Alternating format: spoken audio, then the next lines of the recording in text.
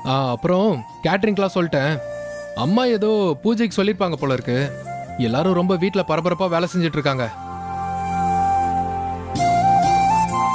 காவியா, என்னாச்சு? ஏன் ஒரு மாதிரி அப்செட் ஆகுற? இல்லைங்க, நீங்க இவ்ளோ மாறி சந்தோஷமா எல்லாத்தையும் இழுத்து போட்டு செய்றீங்க. என் வாழ்க்கையே போச்சுன்னு நினைச்சிட்டு இருந்தேன். இப்படி எல்லாமே சரியாகும் நான் நினைக்கவே இல்லைங்க. இப்போ திடீர்னு இதெல்லாம் கனவாங்கிற மாதிரி நடுவுல தூக்கத்துல எந்திரிச்சிருவானோன்னு எனக்கு ரொம்ப பயமா இருக்குங்க. இதெல்லாம் நிஜம்தானே? உன்ன எங்க லூசு என்ன பண்றீங்க? எல்லாம் நிஜம்தான். நம்ம லைஃப்ல எல்லா கெட்ட நேரமும் முடிஞ்சிருச்சு. இனிமே எல்லாம் நல்ல நேரம் தான். பாரு, உனக்காக நான் என்ன வாங்கிட்டு வந்திருக்கேன்னு. பலூனு, கலர் பேப்பர்ஸ் இன்னும் இருக்கு. இரு, கொஞ்சம் டாய்ஸ்லாம் வாங்கிட்டு வந்த அவனுக்காக. ஏங்க, என்னங்க இது? இப்பவே ஆரம்பிச்சிட்டீங்களா? ஆமா, எனக்கு ஊர் ஃபுல்லா கூப்பிட்டு நல்லா பெரிய மஹால்ல செய்யணும்னு தான் ஆசை. சரி, அம்மா சொல்ற மாதிரி கண்ணு பட வேணான்னு சிம்பிளா வச்சுக்கிறேன். அதான் ம், இதையாவது வீட்டுக்குள்ளேயாச்சும் நல்லா கொண்டாடலாம்ல. ஆமாங்க, அத்தை சொல்றது உண்மைதான். ஈஸியா கண்ணு பட்டுறது. பாருங்க, நாங்க 4 பேரும் ஒன்னா சுத்திட்டு இருந்தோம். இப்போ ஏமாக்கா எதையோ மனசுல நினைச்சுக்கிட்டு அவாய்ட் பண்றாங்க. ஆமா, அது யாருன்னு நான் உனக்கு சொன்னா கோவம் வரும். சரி விடு, அதெல்லாம் சரியாயிடும். நம்ம இந்த ஃபங்க்ஷனை எப்படி நடத்தணுங்கிறத பத்தி மட்டும் பார்ப்போம்.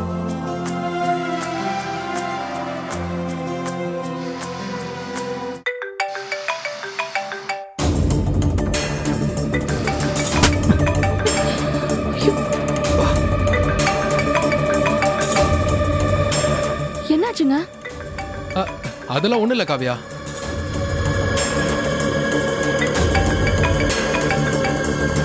ஏங்க, போன் அடிச்சிட்டு இருக்குங்க, எடுத்து பேசுங்க.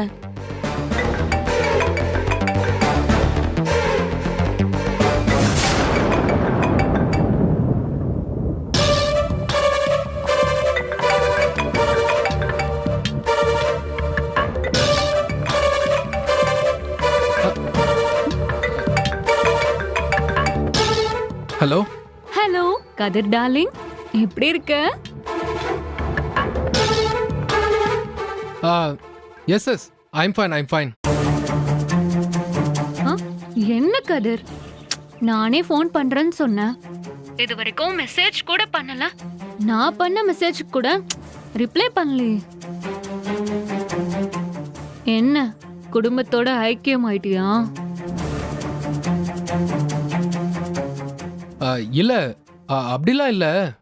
அது வந்து எனக்கு அங்க நடக்கிறதெல்லாம் தெரியாதுன்னு நினைக்காத, எல்லாமே தெரியும். அந்த குழந்தையால உன் உயிருக்கே ஆபத்துன்னு ஜோசியர் சொன்னதை நீ மறந்துட்டியா? குண்டு பட்டு பாவம் எப்படி கஷ்டப்படுறியோன்னு நான் கவலைப்பட்டான். நீ எழுந்து உட்கார்ந்த உடனே குழந்தைய தூக்கி வச்சு கொஞ்சம் ஆரம்பிச்சிட்டியா? அப்படிதானே? அது ஐயோ, அப்படிலாம் இல்லைங்க. ஏங்க ஏங்க, ஆ? என்னாச்சுங்க? யார் பேசுறா? நீங்க ஏன் இப்படி டென்ஷன் ஆயிட்டு இருக்கீங்க? அது இல்ல காவியா, ஒரு முக்கியமான கால், வேற ஒன்றும் இல்லை. நீ நீ என்ன பண்ற? போய் பால் காய்ச்சி எடுத்துட்டு வாயே. பாலா? ஐயோ, பாலை காய்ச்சி எனக்கு எடுத்துட்டு வாயேன். தலை ரொம்ப வலிக்குது காவியா. போ போ காவியா, ப்ளீஸ். சரி, போயிட்டு சீக்கிரம் வா. சரிங்க சரிங்க.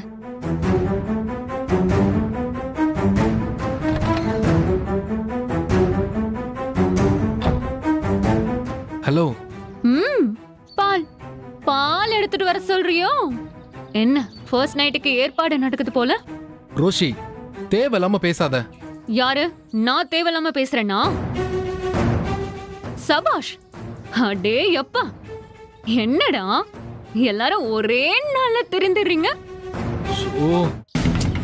என்ன உன் பையனுக்கு ஊரை கூட்டி பேர் வைக்க போற, அதுக்கு மாங்கு மாங்குன்னு வேலை பார்த்துட்டு இருக்கியா?